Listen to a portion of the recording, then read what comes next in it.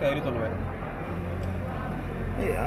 युद्ध मला वाटते त्या स्थितीमध्ये युद्ध केल्यानंतरची अवस्था आणि सगळ्या गोष्टी पाहून एकंदरीत एकदावचा आरपारची लढाई नेहमी तेच ते रडगडानं ठेवल्यापेक्षा यावर अंतिम आणि चांगली भूमिका सरकारनं घेतली पाहिजे.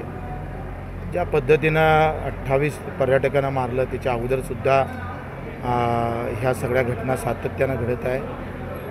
ठोस निर्णय घेणं गरजेचं आहे. तुम्हाला काय वाटतं पाकिस्तान वारंवार धमकी देते भारताला की अणुबॉम्ब टाकू आम्ही? मला असं वाटतं आता धमकीनं भारत घबरावणारा तर नाहीच आहे.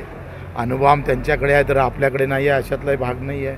फक्त या सगळ्या मनुष्यहानीमध्ये त्याच्यातून एक चांगला तोडगा पण तोही कुठला माघार न घेता त्याला तशा प्रकारची आम्ही पाहतो सबक दाखवून सरकारनं अतिशय व्यवस्थितपणे जागतिक दबावसुद्धा आणला पाहिजे.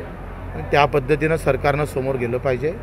नाहीतर निवळ फक्त आम्ही पाहतोय बोलाबाली भाषण. तुम्ही एक सांगा ही किती मोठी वाईट गोष्ट आहे. विलासराव जेव्हा 26/11 झाला होता तेव्हा आबा फक्त हिंदीमध्ये थोडंसं शब्द बोलताना चुकले होते तेव्हा भारत पुरा अंगावर गेला होता.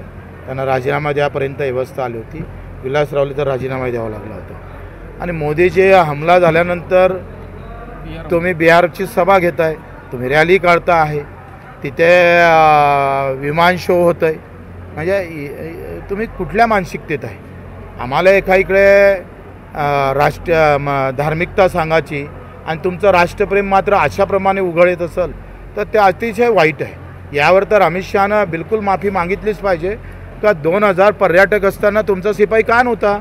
एक शिपाई जरी असता तर दोघेले मारलं असतं कदाचित. पण ते करू शकले नाही तुम्ही. त्याची थोडीशी तुम्हाला त्याचं शरमही वाटत नाही, माफी मागायची तयारी करत नाही. तर हे देशासाठी फार वाईट आहे.